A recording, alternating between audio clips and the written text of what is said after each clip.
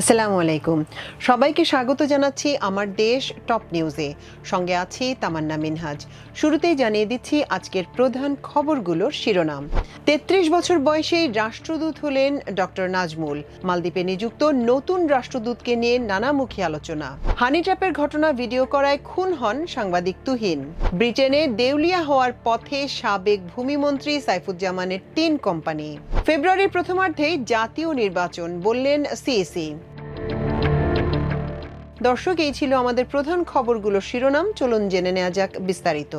৩৩ বছরের শিক্ষাবিদ ডক্টর মোহাম্মদ নাজমুল ইসলাম সম্প্রতি মালদ্বীপে বাংলাদেশের নতুন রাষ্ট্রদূত হিসেবে তাকে নিয়োগ দিয়েছে সরকার। গত ২৭ জুলাই জনপ্রশাসন মন্ত্রণালয়ের উপসচিব আবু সালে মোহাম্মদ মাহফুজুল আলম স্বাক্ষর করা এক প্রজ্ঞাপনে ডক্টর নাজমুল ইসলামকে মালদ্বীপে বাংলাদেশের হাই কমিশনার পদে চুক্তিভিত্তিক নিয়োগ দেওয়া হয়। এটি মূলত দেশের ইতিহাসের প্রথম ঘটনা, আর এ কারণেই তার নিয়োগকে বাংলাদেশের কূটনীতিতে এক নতুন দিগন্ত হিসেবে দেখা হচ্ছে। তবে তার নিয়োগ নিয়ে এরই মধ্যে সামাজিক মাধ্যমে ব্যাপক আলোচনা সমালোচনা তৈরি হয়েছে। ঠিক কোন কারণে এ বয়সেই ভূ রাজনৈতিকভাবে এমন গুরুত্বপূর্ণ জায়গায় তাকে নিয়োগ দেওয়া হলো সেটা নিয়ে প্রশ্ন তুলেছেন কেউ কেউ। প্রজ্ঞাপনে বলা হয় তাকে অন্য যে কোনো পেশা, ব্যবসা কিংবা সরকারি, আধা সরকারি, বেসরকারি প্রতিষ্ঠানের সঙ্গে কর্ম সম্পর্ক পরিত্যাগের শর্তে যোগদানের তারিখ থেকে পরবর্তী ২ বছর মেয়াদে এই পদে নিয়োগ দেওয়া হলো।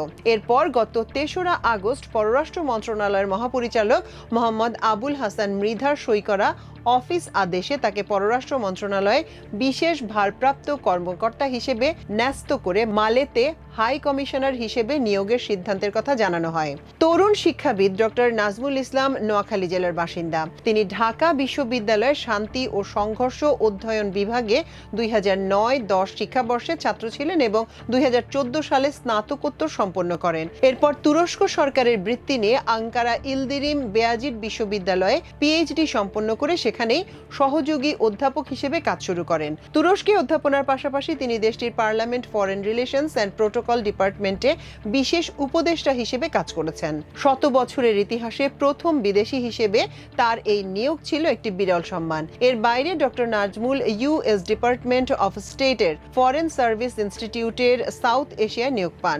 সেখানে তিনি গেস্ট লেকচারার হিসেবে অধ্যাপনা করেছেন। এছাড়া তিনি জাতিসংঘ, ওআইসি ও ইন্টার পার্লামেন্টারি ইউনিয়নের বিভিন্ন গুরুত্বপূর্ণ কার্যক্রমে বাংলাদেশের প্রতিনিধিত্ব করেছেন।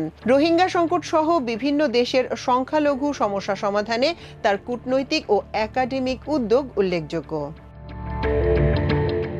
গাজীপুরে সাংবাদিক আসাদুজ্জামান তুহিন হত্যার নেপথ্যের ঘটনা জানতে পেরেছে পুলিশ। ফাঁদে ফেলে প্রতারণার একটি ঘটনার ভিডিও ধারণ করতে গিয়ে অপরাধীদের রোষে পড়েন তুহিন। এরপর তাকে ধাওয়া করে কুপিয়ে হত্যা করা হয়। আজ শনিবার দুপুরে গাজীপুর মহানগরী ওয়ারলেস গেট এলাকায় জিএমপি সদর দপ্তরে আয়োজিত সংবাদ সম্মেলনে এ তথ্য জানান গাজীপুর মহানগর police commissioner doctor Nazmul Karim Khan. ময়নাতদন্ত প্রতিবেদন পাওয়া গেলে আগামী ১৫ দিনের মধ্যে অভিযোগপত্র দেয়া হবে বলেও জানান তিনি। অপরাধ দমনে পুলিশকে সহযোগিতার অনুরোধ জানিয়ে GMP commissioner doctor Nazmul Karim Khan বলেন, সাংবাদিক হত্যার দায় তারা এড়াতে পারেন না। তাদের ব্যর্থতা ও জনবল স্বল্পতা রয়েছে। পুলিশের একার পক্ষে অপরাধ দমন করা সম্ভব হয় না। এখানে জনগণের সম্পৃক্ততার প্রয়োজন হয় বলেও তিনি মন্তব্য করেন।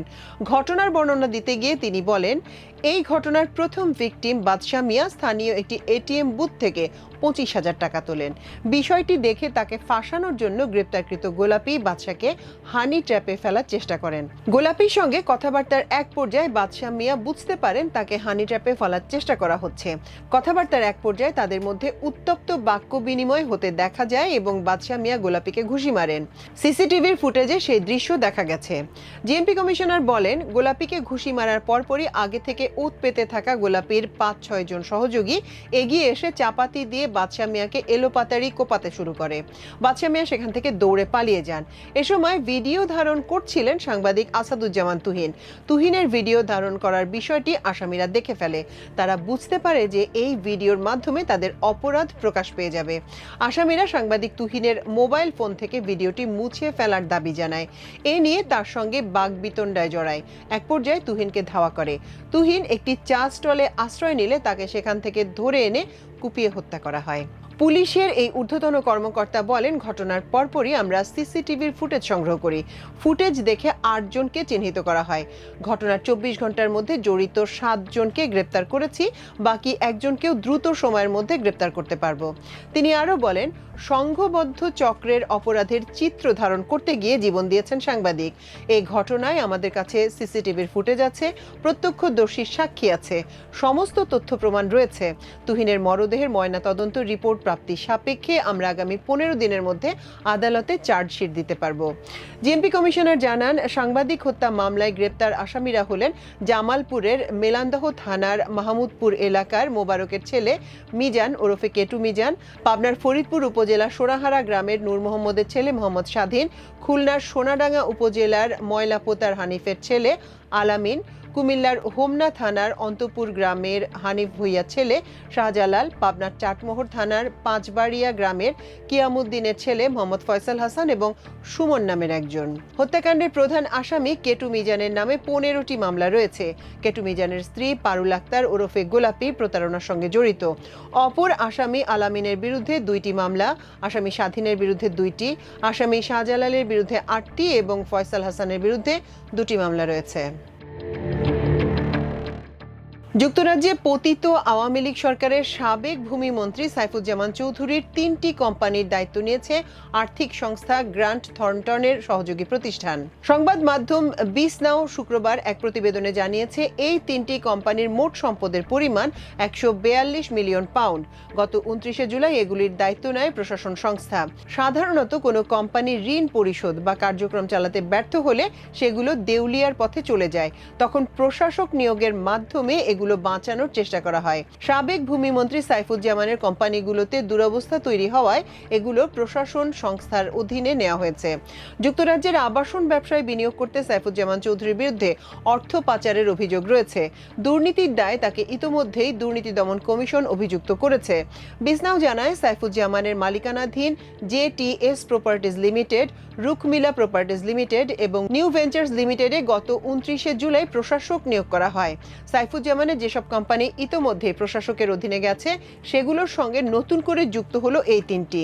এগুলোর মধ্যে জেটিএস এর সম্পদের পরিমাণ 77 মিলিয়ন পাউন্ড, যা অন্য 2টি কোম্পানির চেয়ে বেশি। তথ্য অনুযায়ী এই 3টি আবাসন কোম্পানির কাছে বিভিন্ন ব্যাংকের 78 মিলিয়ন পাউন্ড পাওনা রয়েছে। এর মধ্যে সিঙ্গাপুরের বিনিয়োগ প্রতিষ্ঠান ডিবিএস সাইফুজ্জামানের জেটিএস এর বিভিন্ন প্রপার্টির বিপরীতে ঋণ দিয়েছে। সাবেক আওয়ামী এমপি ও ভূমিমন্ত্রী সাইফুজ্জামান যুক্তরাজ্যে 500 মিলিয়ন পাউন্ডেরও বেশি সম্পদ কিনেছিলেন, অথচ মন্ত্রী হিসেবে তিনি নির্দিষ্ট বেতন পেতেন। দুর্নীতি ও অর্থ পাচারের অভিযোগে যুক্তরাজ্যের জাতীয় অপরাধ সংস্থা সাইফুজ্জামানের 170 মিলিয়ন পাউন্ডের সম্পদ জব্দ করেছে। ফেব্রুয়ারির প্রথমার্ধে জাতীয় নির্বাচন অনুষ্ঠিত হবে বলে জানিয়েছেন প্রধান নির্বাচন commissioner CEC AMM Nasir Uddin. এর আগে সকালে রংপুর বিভাগের নির্বাচন কর্মকর্তাদের সঙ্গে মত বিনিময় সভায় প্রধান নির্বাচন কমিশনার বলেন, বিগত নির্বাচন প্রক্রিয়ায় জড়িতদের বাদ দিয়ে নতুন লোক নেওয়া হবে। ভোটে আইনশৃঙ্খলা পরিস্থিতির যে কোনো চ্যালেঞ্জ মোকাবেলায় নির্বাচন কমিশন প্রস্তুত আছে। তিনি বলেন, নির্বাচন ঘনিয়ে আসার সঙ্গে সঙ্গে আইনশৃঙ্খলা পরিস্থিতির আরও উন্নতি হবে। এছাড়া বিগত সময়ে যারা নির্বাচন প্রক্রিয়ার সঙ্গে জড়িত ছিলেন তাদের যথাসম্ভব বাদ দিয়ে নতুন লোক নির্বাচন প্রক্রিয়ায় যোগ করা হবে। জাতির কাছে দেয়া প্রধান উপদেষ্টা সুষ্ঠু নির্বাচনের প্রতিশ্রুতি রক্ষা করতে কাজ করছে ইসি। দর্শক, আমাদের আজকের টপ নিউজের আয়োজন এই পর্যন্ত। ইনশাল্লাহ আগামীকাল আপনাদের সঙ্গে আবারও দেখা হবে। সে পর্যন্ত আল্লাহ আপনাদের সবাইকে ভালো রাখুন, সুস্থ রাখুন, সমৃদ্ধ রাখুন। এতক্ষণ সঙ্গে থাকার জন্য অশেষ কৃতজ্ঞতা। আল্লাহ হাফেজ।